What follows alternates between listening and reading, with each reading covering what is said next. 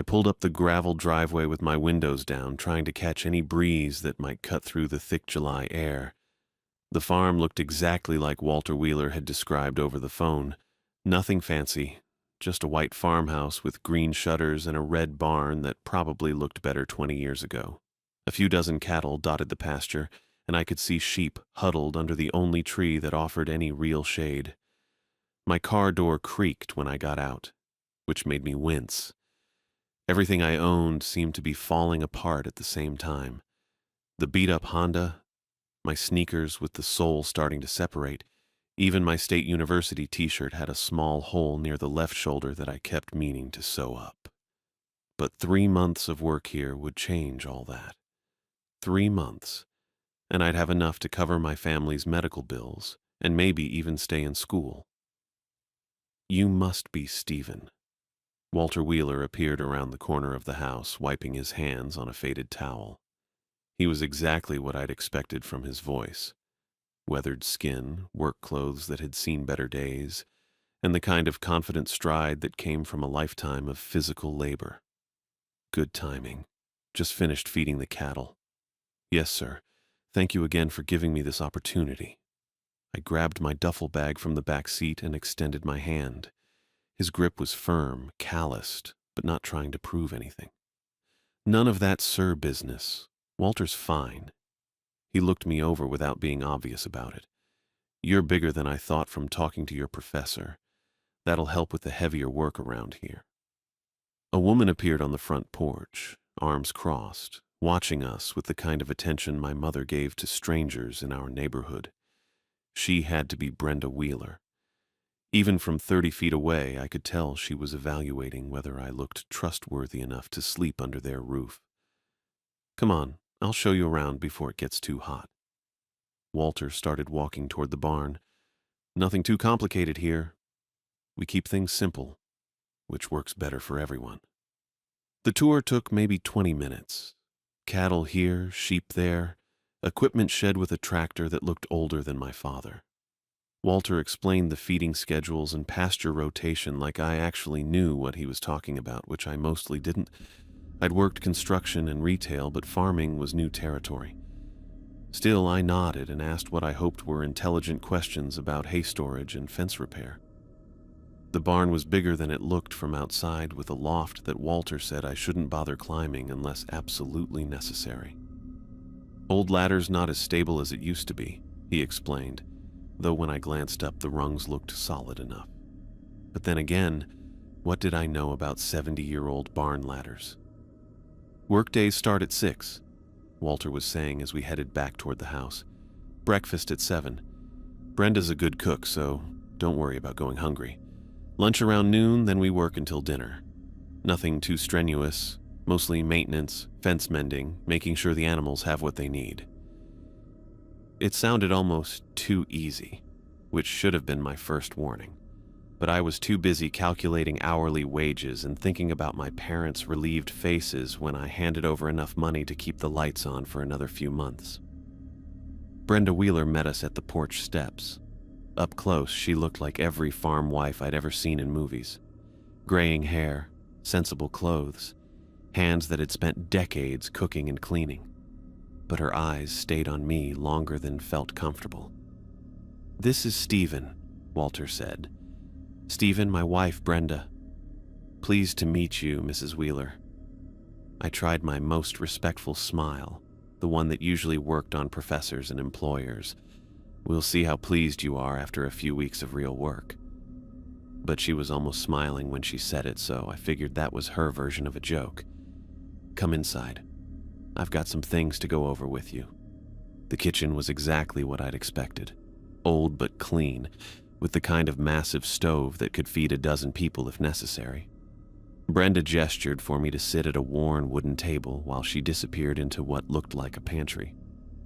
Walter excused himself to check on something outside, leaving me alone with the sound of a clock ticking somewhere and the distant lowing of cattle. "Here we go." Brenda returned with a sheet of paper covered in neat handwriting. She placed it in front of me like a legal document. "House rules. Nothing complicated, but important. I picked up the paper, expecting the usual stuff about cleaning up after myself and not using too much hot water. Instead, I found 5 rules that made absolutely no sense. 1. Stay inside the house between 9 p.m. and 6 a.m. No exceptions. 2. Do not enter the barn after sunset for any reason. 3. If you hear crying or other unusual sounds at night, remain in your room. 4.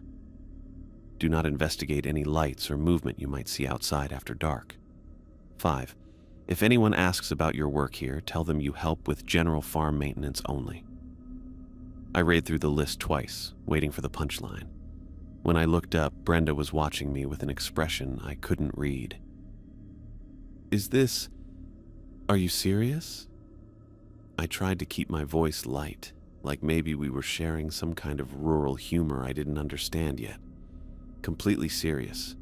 There wasn't even a hint of amusement in her tone. Previous workers who followed these rules had no problems. The ones who didn't. She let the sentence hang there. What happened to the ones who didn't? They quit, usually in the middle of the night, without collecting their final pay. Brenda took the paper back and placed it on the refrigerator with a magnet shaped like a cow. Walter mentioned that workers sometimes leave without notice. This is why. I stared at the rules list, trying to process what I'd just heard. Crying sounds, lights, and movement. What kind of farm was this? Mrs. Wheeler, I appreciate the job, but this seems... I paused, searching for diplomatic words. These rules seem unusual. Rural life is different from what you're used to, I'm sure. She opened the refrigerator and started pulling out ingredients for what looked like dinner preparation. City boys often have trouble adjusting to the sounds and rhythms of farm life. These guidelines help prevent misunderstandings. Misunderstandings, right. Because apparently farms came with mysterious crying sounds that shouldn't be investigated. But then I thought about the alternative. Calling my parents to tell them I'd walked away from steady work because the farm owners had given me a weird list of rules. Thought about watching my father's face when I explained that I'd chosen pride over practical help with their mounting medical bills. I understand, I said, though I absolutely didn't. I'll follow the rules. Good. Brenda's entire demeanor shifted, becoming warmer and more welcoming. Your room is upstairs, first door on the right, bathroom's at the end of the hall, dinner's at 6. My room turned out to be small but comfortable, with a single bed, a dresser that had seen better decades, and a window that looked out over the pasture. I unpacked my few belongings, hung my spare shirts in a closet that smelled like mothballs, and tried to convince myself that every job came with its eccentricities. Maybe the Wheelers had problems with trespassers. Maybe they'd had break-ins that left them paranoid about security. Maybe crying sounds was their way of describing coyotes or some other wildlife I didn't know about. There had to be logical explanations for everything. Dinner was pot roast with vegetables, better than anything I'd eaten in months. Walter told stories about farming in the area, how the land had changed over the decades, how hard it was to make a living from agriculture anymore. Normal conversation, normal people, normal evening. The rules list stayed on the refrigerator like a reminder of some joke I still didn't get. Around 8:30, I excused myself to write a letter to my girlfriend back home. Maria had made me promise to stay in touch, and I wanted to tell her about the farm while everything still felt new and optimistic. I described the Wheelers as friendly but quirky, mentioned the good food and comfortable room, even made a joke about the mysterious house rules. By 9 o'clock, I was settling into bed with a book, listening to Walter and Brenda moving around downstairs. I heard the front door open and close several times, followed by the unmistakable sound of multiple locks being engaged. That seemed like a lot of security for the middle of nowhere, but maybe rural crime was different from city crime. The house grew quiet around 9:30. Through my window, I could see moonlight illuminating the barn and pasture, everything peaceful and still. Whatever the Wheelers were worried about, it didn't seem to be happening tonight. I'd made it through my first day, 3 months of this, and I'd be able to go home with enough money to solve my family's problems. and finish my education. How hard could it be to follow 5 simple rules, even if they didn't make any sense? I fell asleep planning the letter I'd write to my parents, the one where I'd finally have good news to share. I'd been asleep for maybe 3 hours when the crying woke me up. At first, I thought I was dreaming. The sound drifted through my window so clearly that I sat up in bed, instantly wide awake. A baby crying. Not the fussy whimpering of a cranky infant, but the desperate, heartbroken wails of a child in real distress. My first instinct was to throw on clothes and run outside. Every fiber of my being screamed that someone needed help. But then Brenda's words came back to me. If you hear crying or other unusual sounds at night, remain in your room. I pressed my face to the window, scanning the moonlit farmyard. The sound was definitely coming from the direction of the barn, maybe a little beyond it toward the wheat field. But I couldn't see anything moving out there, no signs of people or cars or whatever might explain why a baby would be crying in the middle of nowhere at 2 a.m. The wailing continued, rising and falling like waves. 20 minutes that felt like hours. I sat on the edge of my bed, gripping the windowsill, fighting every instinct I had. What kind of person hears a baby crying and just sits there? But what kind of person gives such specific warnings about not investigating crying sounds unless they know something I don't? Then, as abruptly as it had started, the crying stopped. Complete silence, like someone had flipped a switch. I waited another 10 minutes, straining to hear anything else, but the night had gone back to being perfectly quiet. I spent the rest of the night staring at the ceiling, trying to make sense of what I'd heard. Maybe it was an animal, some kind of wildlife that sounded remarkably like a human infant. Coyotes could make strange noises, right? Or maybe there was a rational explanation involving the Wheelers' neighbors, some family emergency I wasn't aware of. By morning, I'd almost convinced myself it had been a dream. Walter was already in the kitchen when I came downstairs, reading a newspaper that looked like it had been printed sometime during the Clinton administration. He glanced up when I entered, his expression perfectly normal. "Morning, Stephen. Sleep well?" "Fine," I lied, pouring myself coffee from the pot Brenda always had ready. Except I thought I heard something strange around 2. Sounded like a baby crying. Walter's expression didn't change, but he took a slightly longer time turning the page of his newspaper. Probably coyotes. They make all kinds of sounds that can fool you, especially if you're not used to rural life. It really sounded human. "City ears," Walter said with a chuckle that didn't reach his eyes. "You'll get used to it. Country nights are full of sounds that seem strange at first." Brenda appeared from somewhere deeper in the house, carrying a laundry basket. She must have overheard the last part of our conversation because she jumped in immediately. "Stephen, I need you to work on the fence posts in the far pasture today. The ones along the eastern boundary. Take the toolbox from the equipment shed and the extra wire." She was already moving toward the kitchen counter, busy with something that didn't seem urgent enough to require interrupting our conversation. "Actually, I was wondering about... Best to get started early before it gets too hot," Brenda continued, not letting me finish. "You'll find work gloves in the shed. Make sure you wear them. Some of that wire has sharp edges." The message was clear. Subject closed. Get to work. I finished my coffee and headed outside, but not before noticing that Walter was watching me over his newspaper with more attention than the sports section usually warranted. The equipment shed was exactly where Walter had shown me on my first day.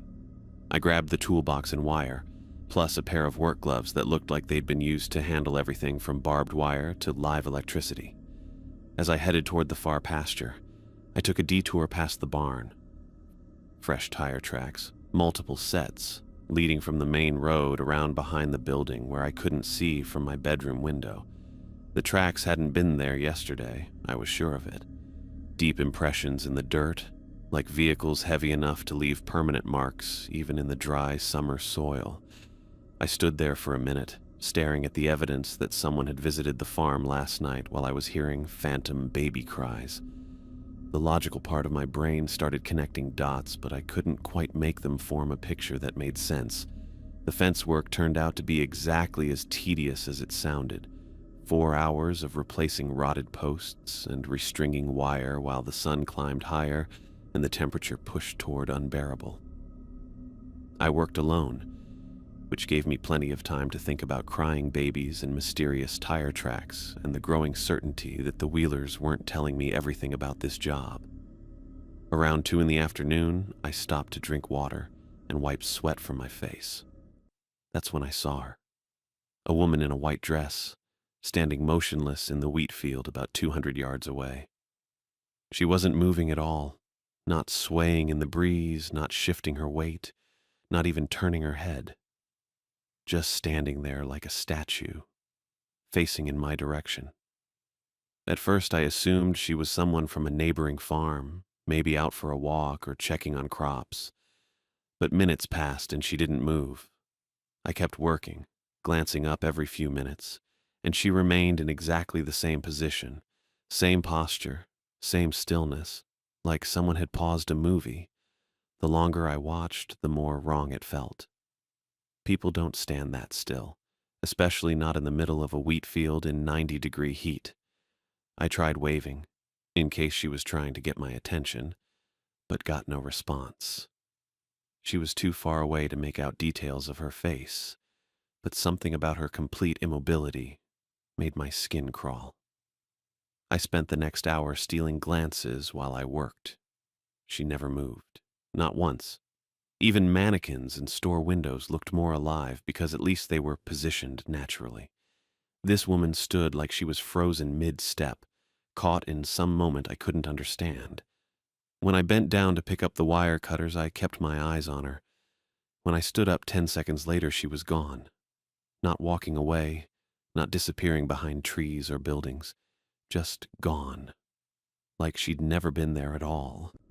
I scanned the entire field, looking for any sign of movement or a white dress heading toward the road. Nothing. The wheat swayed gently in the afternoon breeze, completely empty of human presence. I finished the fence work in record time and headed back to the house, my mind racing. Mysterious crying sounds, fresh tire tracks, and now women who appeared and disappeared like magic tricks. Either I was losing my grip on reality, or the Wheelers' warnings about strange incidents were more literal than I'd realized.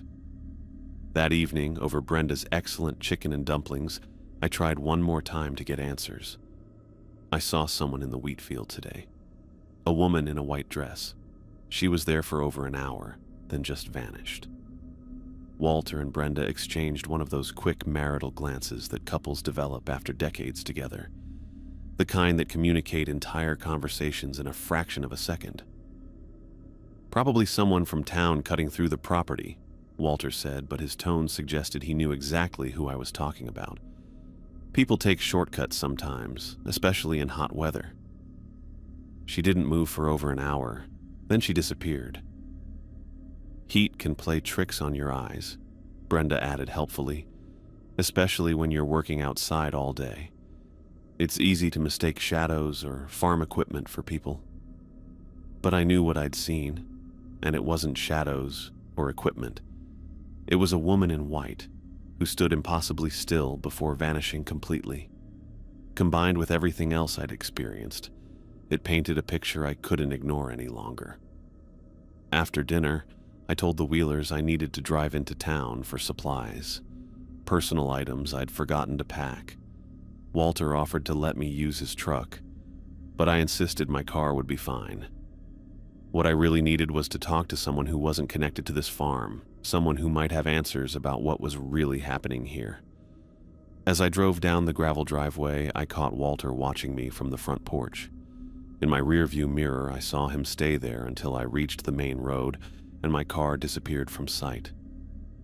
Time to find out what the locals knew about the Wheeler farm and its history of strange incidents. The Prairie Rose Diner looked like every small-town restaurant I'd ever seen in movies, complete with red vinyl booths and a pie case that dominated half the counter. The bell above the door announced my entrance with a cheerful jingle that made me think of simpler times. back when my biggest worry was passing organic chemistry. "Just you tonight?" The waitress behind the counter had auburn hair pulled back in a ponytail and the kind of genuine smile that made you feel welcome, even if you were a complete stranger. Her name tag read, Kathleen. "Yeah, just me."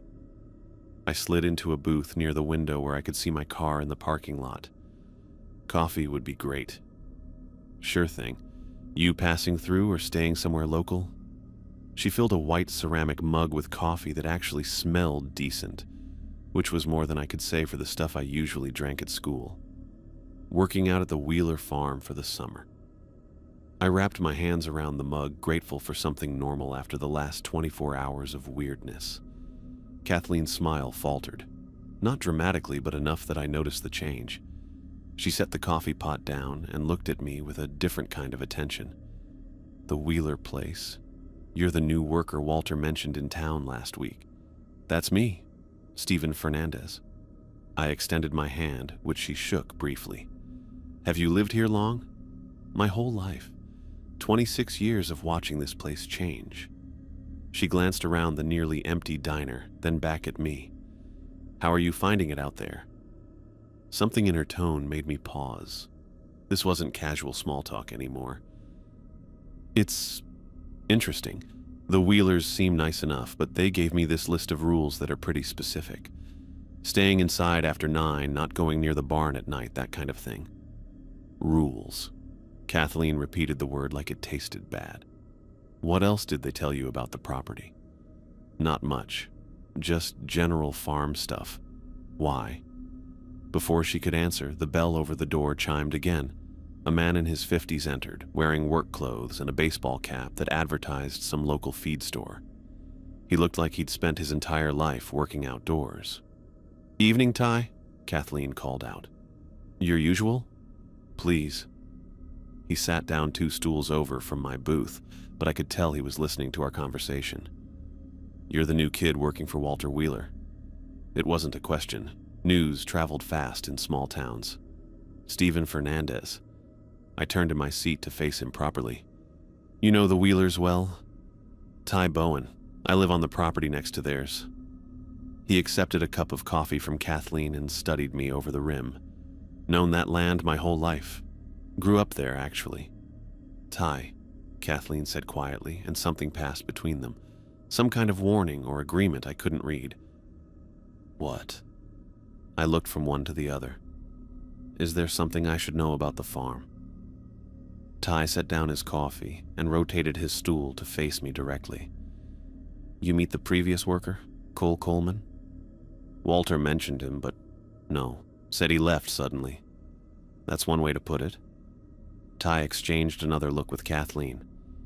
"Kid lasted 2 weeks, then showed up in town around midnight, white as a sheet, throwing his stuff in his car. Wouldn't talk to anybody about what happened." "Wouldn't talk, or couldn't talk," Kathleen added, refilling my coffee without being asked. "What do you mean?" "Cole claimed the place was haunted," Ty said. "Kept saying he'd seen things, heard things that weren't natural. Most folks figured he was just spooked by rural life, you know? City kid not used to country sounds." But the way he said it suggested he didn't believe that explanation. "What kind of things?" I asked. Ty was quiet for a long moment, staring into his coffee like it might have answers. "You ever hear the story about that land? About why it took so long to become a working farm?" "No. Place has history. Bad history." He glanced at Kathleen, who nodded slightly. "Woman named Jasmine Baker lived there decades ago, before it was farmland. Had a little house where the wheat field is now. Raised a baby on her own." I leaned forward, interested despite myself. "What happened to her?" "Lost the child. Sickness, most likely, though nobody really knows for sure. Story goes that losing that baby broke something in her mind. Started seeing things, hearing voices, talking about how the child was calling to her from the well. The well? Old stone well, still there somewhere behind the barn. Anyway, Jasmine became convinced that if she joined her baby, they'd be together again. Peaceful, you know. So one night she took herself down to that well. A chill ran through me that had nothing to do with the air conditioning. She killed herself? Her body was never found, but the baby's was, at the bottom of the well. Ty's voice had dropped to barely above a whisper. Only problem was that child had been dead and buried for weeks before Jasmine went missing. Kathleen shivered. Ty. He asked, Ty said simply. Point is, every family that's tried to farm that land since has had problems. Strange sounds, things moving around at night, people seeing things that shouldn't be there. Most don't last more than a few years before they give up and sell. But the Wheelers have been there for 5 years, Kathleen said. Longer than anyone else in recent memory. I thought about the woman in white I'd seen standing motionless in the wheat field, about the crying sounds that had kept me awake, about Walter and Brenda's detailed rules designed to keep me away from certain areas after dark. This Cole guy, I said. What exactly did he see? Ty and Kathleen looked at each other again, and I was getting tired of being left out of their silent conversations. Nobody knows, Kathleen said finally. He wouldn't say. Just kept repeating that the rules weren't suggestions, they were warnings. Said anyone who ignored them would understand why pretty quickly. Did he ignore them? Must have, Ty said. Kid was curious, asked a lot of questions around town before he started working out there. Same kind of questions you're asking now. The implication was clear.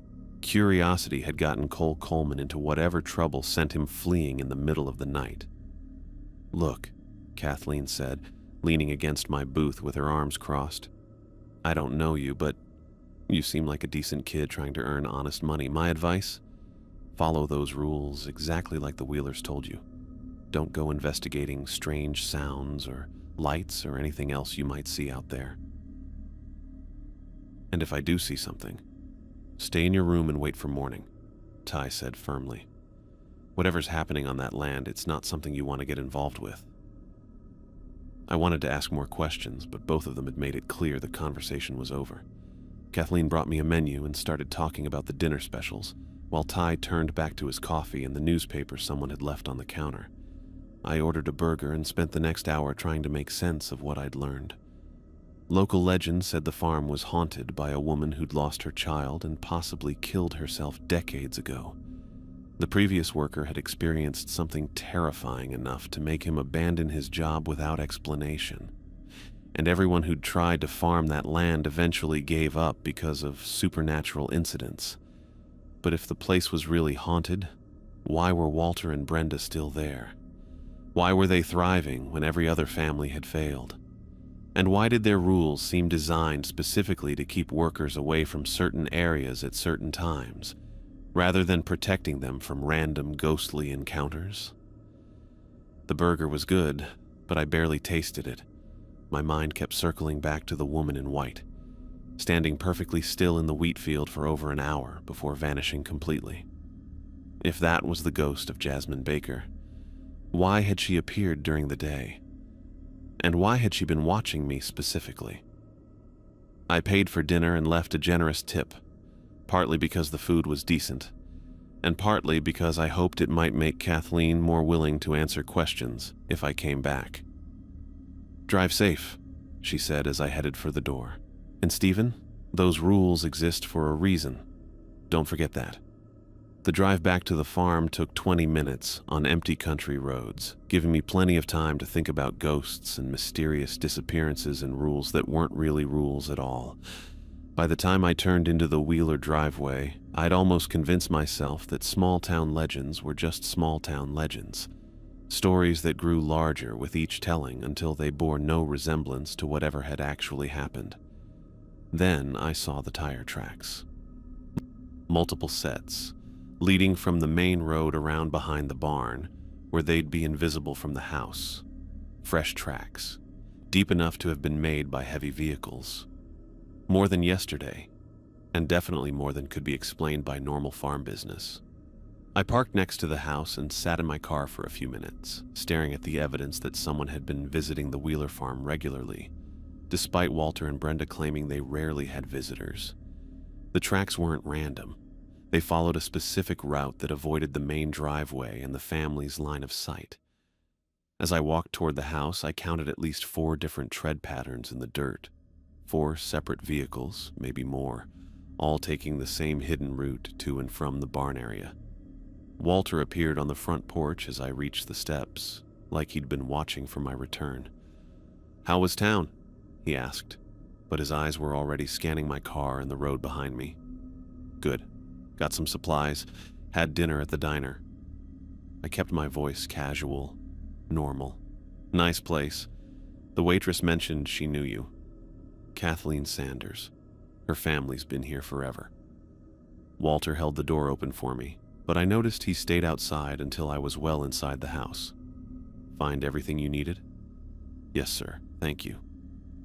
But as I headed upstairs to my room, I couldn't shake the feeling that Walter's questions had been less about politeness and more about determining exactly who I'd talked to and what I might have learned. The rules list was still on the refrigerator, but now it felt less like helpful guidelines and more like a test, a way to determine whether workers could be trusted to mind their own business when strange things started happening. Based on what Kathleen and Ty had told me, Cole Coleman had failed that test. The question was whether I'd be smart enough to pass it or curious enough to follow in his footsteps. Either way, I had a feeling I'd find out soon enough. 2 nights later, car engines woke me up at 2 in the morning. I'd gotten used to the normal farm sounds by then, cattle moving around, the old house settling, even the occasional coyote howl that Walter claimed explained all the weird noises I might hear. But internal combustion engines weren't part of the rural soundtrack, especially not multiple vehicles driving with their headlights off. I rolled out of bed and crept to the window, staying low so I wouldn't be visible from outside. 3 trucks were parked behind the barn, arranged in a semicircle with their tailgates facing the building. People moved between the vehicles and the barn like worker ants, carrying boxes and equipment I couldn't identify from this distance. The smart thing would have been to get back in bed and pretend I'd never woken up. Follow the rules, mind my own business, collect my paycheck in a few months, and go home with enough money to keep my family afloat. But watching those shadowy figures work with military precision, I knew whatever they were doing wasn't farming. I checked my phone, 2:17 a.m., the exact same time I'd heard the crying 2 nights ago. Moving as quietly as possible, I opened my bedroom door and listened. The house was dead silent, no sounds of Walter snoring or Brenda's occasional late-night trips to the bathroom. I made my way downstairs, avoiding the steps that creaked, and peered down the hallway toward their bedroom. Their door was open. The room was empty. My hands were shaking as I unlocked the front door, turning each deadbolt slowly to avoid the clicking sounds. The Wheelers weren't in their bedroom because they were outside participating in whatever was happening behind that barn. All their warnings about staying inside after 9, all their concern about my safety. Complete bullshit designed to keep me from seeing exactly what I was seeing right now. The night air was warm and still, perfect for carrying sound. As I got closer to the barn, I started picking up fragments of conversation between the soft thuds of equipment being moved. Next batch ready by Thursday. Tell him the payment better be on time this round. Keep it quiet until the kid's gone. I worked my way around to the side of the barn where I'd noticed that gap in the wooden slats during my first day's tour. The opening was narrow, maybe 6 inches wide, but enough to see inside if I positioned myself correctly. What I saw made my stomach drop. The barn's interior had been completely transformed. Where I'd expected hay bales and farm equipment, someone had installed what looked like a small factory. Tables covered with chemical equipment, scales, and packages wrapped in plastic. People in masks and gloves worked around the setup like they'd done this 100 times before. Drug processing. Had to be. The sophisticated equipment, the careful handling, the obvious need for secrecy. This wasn't Walter and Brenda's quaint family farm. This was a distribution center disguised as rural property in the middle of nowhere. Temperature's holding steady, someone called out, their voice muffled by a respirator mask. We should have this batch finished by sunrise. Good. I want everything cleaned up before the kid starts asking questions. That voice was clearer, unmasked, male, maybe mid-20s, with an accent that sounded familiar. I pressed closer to the gap, trying to get a better look at the speaker. You think he suspects anything? A woman asked. Definitely not Brenda. This voice was younger, sharper. Kid's curious, I'll give him that. Been asking questions around town, same as the last one. But Walter's got him convinced about the ghost stories, and Brenda's rules keep him inside when we're working. The last one. They were talking about Cole Coleman. Speaking of which, the familiar voice continued, how's our friend enjoying his new arrangement? Someone laughed. Coleman's doing fine. Amazing how cooperative people become when you explain their options clearly. My blood turned to ice water. Cole hadn't fled in terror. He'd been recruited. I needed to get back to the house, needed to think about what this meant, needed to figure out how to get out of here without ending up like Cole. But as I started to back away from the barn, my foot came down on a branch that snapped like a gunshot in the quiet night. Every voice inside the barn stopped talking at exactly the same time. What was that? Someone's outside. I heard footsteps moving toward the barn door, multiple sets, moving fast. I turned and ran toward the house, but I wasn't going to make it. The distance was too far, and whoever was chasing me knew this property better than I did. There! The familiar voice again, shouting now. By the house! A beam of light hit me squarely between the shoulder blades. I was caught in a flashlight's glare with nowhere to hide. 30 yards from the front door with at least 3 people closing in behind me. I reached the porch and grabbed the door handle, praying the Wheelers hadn't locked it when they left for their midnight shift. The knob turned, and I practically fell through the doorway, slamming it behind me and fumbling with the deadbolts. My hands wouldn't stop shaking. I couldn't get the locks to engage properly. And through the window, I could see lights approaching the house. They knew I'd seen everything. They knew I understood what was really happening here. And based on what they'd said about Cole Coleman's options, I had a pretty good idea what choice they were going to offer me. The footsteps on the front porch sounded like thunder. Someone knocked on the door, 3 sharp raps that managed to sound both polite and threatening. Stephen, Walter's voice, calm and reasonable. We need to talk. I barely slept after Walter's midnight visit to my door. When he'd knocked and asked to talk, I'd stood there with my hand on the deadbolt, knowing that opening it would probably seal my fate. But Walter had waited maybe 30 seconds before speaking again through the wood. Tomorrow, Stephen. We'll discuss everything tomorrow when you've had time to think. The footsteps had retreated, and I'd spent the rest of the night staring at the ceiling, trying to figure out how someone gets out of this kind of situation alive. Now, sitting at the breakfast table with scrambled eggs I couldn't taste, I watched Walter read his newspaper like nothing had happened. Brenda hummed while she cleaned dishes, the picture of domestic normalcy, except for the way her eyes tracked my every movement. Sleep well? She asked, not turning around from the sink. Fine, thank you. My voice came out steadier than I'd expected. Good. Sometimes it takes city boys a while to adjust to country nights. She dried her hands on a dish towel and faced me directly. All those strange sounds can keep a person awake if they're not used to them. The word sounds carried weight that had nothing to do with coyotes or farm animals. This was her way of asking what I'd heard, what I'd seen, what I thought I knew. I'm getting used to it, I said, meeting her stare. Learning to sleep through anything. Walter turned a page of his newspaper. That's good. Sleep's important for a young man, keeps the mind clear, helps with decision-making. Another loaded statement. They were telling me to think carefully about my next move, to consider the consequences of whatever choice I made. I finished my eggs and stood up. What's on the schedule for today? Fence work, Brenda said immediately. Eastern pasture again.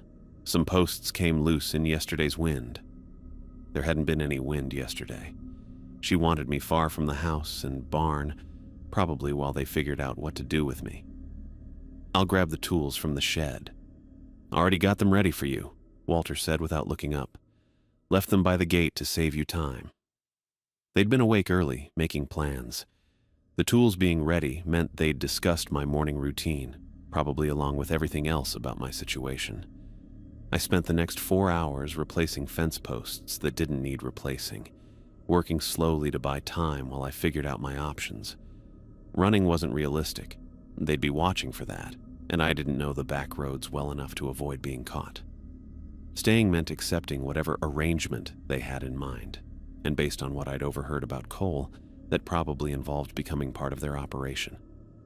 The third option was getting help. But who was I going to call? The local sheriff who'd probably known about the Wheeler farm for years. State police who wouldn't believe a college kid's story about rural drug dealers. Around noon, I heard a car coming up the gravel driveway. From my position by the fence line, I could see Kathleen's blue sedan pulling up to the house. My heart started racing. Last night, after Walter had retreated from my door, I'd called the diner from the kitchen phone, praying Kathleen would answer, even though they were closed. Prairie Rose, this is Kathleen. It's Stephen, from the Wheeler farm. I need help. Are you hurt? Not yet, but I found out what's really happening here, and I don't think they're going to let me just walk away. Silence for maybe 10 seconds. Then, what do you need? A way out that doesn't look like running. Tomorrow around lunchtime, can you come by and ask to speak with Brenda about catering something? I'll slip you my car keys, and you can call the police after you leave. Stephen, please. I don't have anyone else. Another pause. Okay, but if this goes wrong, it won't. Just give me 1 hour after you leave before you make the call. Now, watching her walk up to the front porch, I hoped like hell I'd been right about trusting her. Brenda answered the door, and even from a distance I could see her surprise at having an unexpected visitor. They talked for a few minutes before Brenda gestured for Kathleen to come inside. I abandoned the fence work and headed toward the house, moving casually like I was just taking a lunch break. Through the kitchen window, I could see Kathleen sitting at the same table where I'd first read the house rules, talking animatedly while Brenda poured coffee. I entered through the back door, making enough noise to announce myself. "Oh, Stephen!" Kathleen turned with a smile that looked completely natural. "I was just telling Brenda about the church social we're planning next month. We're looking for someone to help with the cooking."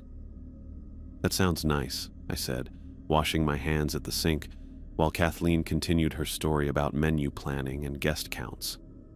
She was good at this. Her whole demeanor suggested someone making friendly conversation with neighbors, nothing urgent or suspicious about her visit. That's when she knocked over her coffee mug.